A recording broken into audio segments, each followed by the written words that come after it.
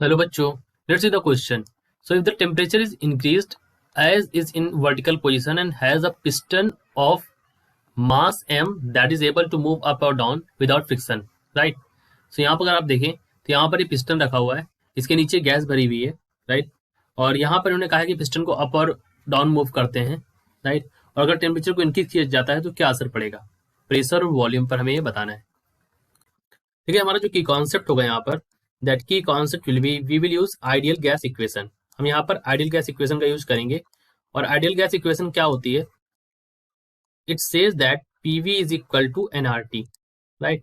So PV is equal to NRT, ये हमारी ideal gas equation है जिसका हम यहाँ पर यूज करेंगे, राइट? अब हम मानते हैं जो गैस है इसके अंदर जो प्रेशर है वो हमारा क्या है? पी है, राइट?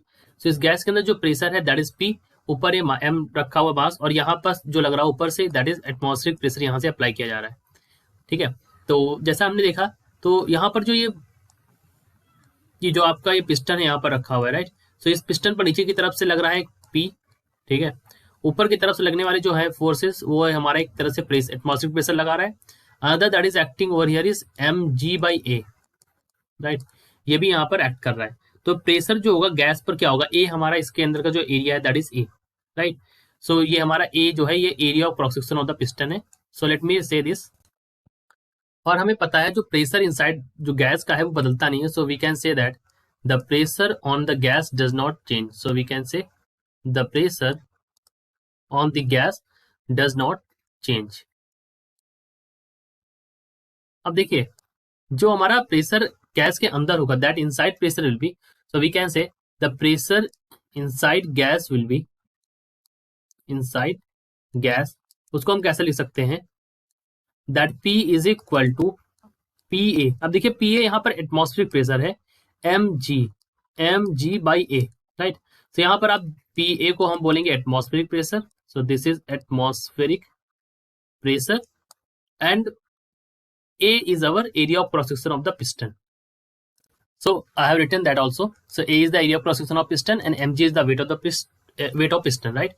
और हमें पता है क्वेश्चन में कहा है पिस्टन और सिलेंडर दोनों क्या है? फ्रिक्शनलेस है। So we know that piston and cylinder are frictionless. So क्योंकि ये दोनों फ्रिक्शनलेस है तो यहाँ पर आइडियल गैस इक्वेशन बहुत ही प्रॉपर तरीके से सेट होगी। So we can say that PV is equal to nRT, जो हमने की कॉन्सेप्ट में बात करी थी, राइट? अब यहाँ पर वॉल्यूम जो है वो इंक्रीज कर रहा है, ठीक है?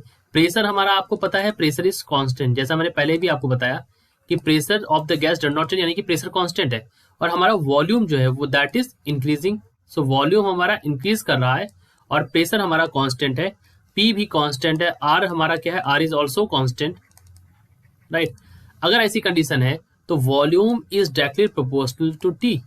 वॉल्यूम जो होगा वो टेम्परेचर पर निर्भर करेगा, directly proportional to T, because आपका प्रेशर कांस्टेंट हो गया, आपका आर भी कांस्टेंट है, नंबर ऑफ मोल्स यहाँ पर कांस्टेंट है, टी हमारा टेम्परेचर और वॉल्यूम डायरेक्टली प्रोपोर्शनल एक दूसरे को हो गया। तो जैसे ही आप टेम्परेचर बढ़ाएंगे तो वॉल्यूम सिस्टम का बढ़ेगा लेकिन पी हमारा कांस्टेंट रहेगा। So we can say that on increasing temperature of system its volume increased but its pressure will remain constant।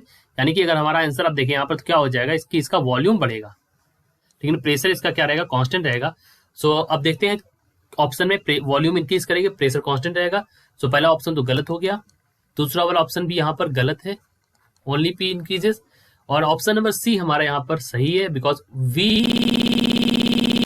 So this is correct answer हो रही है option number C. Option number D हमारा गलत है। So correct answer हो गया हमारा option number C over here. I hope you understood it well. All the best.